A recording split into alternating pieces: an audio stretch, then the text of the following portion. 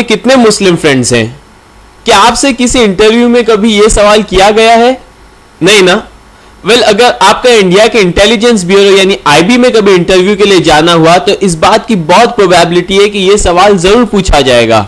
उसकी वजह यह है कि हमारी अक्सर गवर्नमेंट एजेंसीज, पुलिस डिपार्टमेंट और सिविल सर्वेंट्स कम्युनल माइंड लिए हुए हैं।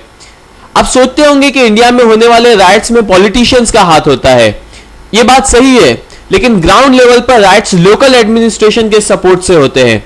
पुलिस, गवर्नमेंट एजेंसीज और सिविल सर्वेंट्स अक्सर मेजॉरिटी की साइड से होते हैं।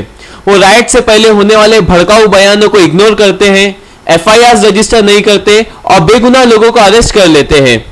और लगभग सभी राइट्स में बड़ा नुकसान माइनॉरिटीज का होता है। गुजरात में मुसलमानों का, दिल्ली में सिखों का और उड़ीसा में क्रिश्चियंस का। इस प्रॉब्लम से निपटने के लिए नेशनल एडवाइजरी काउंसिल यानी एनएसी ने एक बिल ड्राफ्ट किया है, communal and targeted violence prevention bill.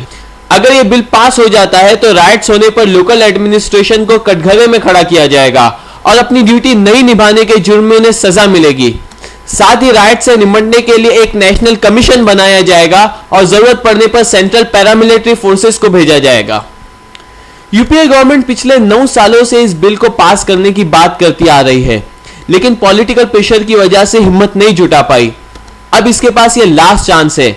2014 के इलेक्शन से पहले का ये लास्ट पार्लियामेंट्री सेशन है।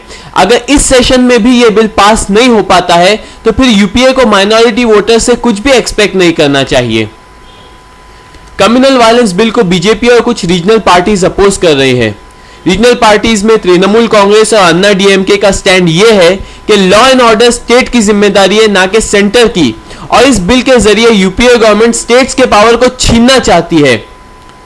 लेकिन सोचने की बात यह है कि जब सेंट्रल गवर्नमेंट माओवाद से लड़ने के लिए सेंट्रल फोर्सेस को भेजती है तो किसी को स्टेट पावर्स का ख्याल नहीं आता है। शायद इसलिए कि मनमोहन सिंह के हिसाब से माओवादिज्म कंट्री के इंटरनल सिक्योरिटी के लिए सबसे बड़ा थ्रेट है। क्या राइट्स हमारी कंट्री की इंटरनल सिक्योरिटी और पीस के लिए थ्रेट नहीं है, या वो सिर्फ पॉलिटिक्स खेलने की चीज है? बीजेपी के प्राइम मिनिस्ट्रियल कैंडिडेट और इंडिया की हिस्ट्री में होने वाले सबसे बड़े राइट्स के जिम्मेदार नरेंद्र मोदी ने प्राइम मिनिस्टर को एक लेटर लिखकर बिल को अपोज किया है। Nothing strange about it. Modi ने लिखा है कि बिल मेजॉरिटी और माइनॉरिटी की बात करता है, जिससे सोसाइटी में एलियनेशन और डिविजन्स बढ़ जाएंगे। वाह! क्या मैं पूछ सकता हूं कि at the first place society में एलियनेशन और डिवीजन किसने बढ़ाया है? किसने रथ यात्रा निकाली थी? किसने गुजरात की माइनॉरिटीज को सेकेंड क्लास सिटीजन बनाए रखा है? यहां पर समझने की बात यह है कि सोसाइटी के वल्नरेबल ग्रुप्स को हमेशा स्पेशल प्रोटेक्शन की जरूरत होती है। For example, dowry prohibition act औरतों को प्रोटेक्ट करता है। क्या आप इसे एंटी मैन कहेंगे? SC/ST prevention of atrocities act specifically SCs और STs के लिए है। क्या आप इसे एंटी ओपन कैटेगरी कहेंगे? उसी तरह कम्युनल वायलेंस बिल लिंग्विस्टिक और रिलीजियस माइनॉरिटी को मेजॉरिटी से प्रोटेक्ट करता है।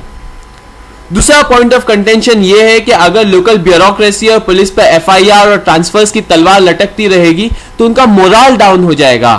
व्हाट? हमारी हाई मोरल पुलिस के करतूत हम सब अच्छी तरह जानते हैं। अगर उनका मोरल थोड़ा डाउन हो ही जाता है तो शायद यह अच्छी बात होगी।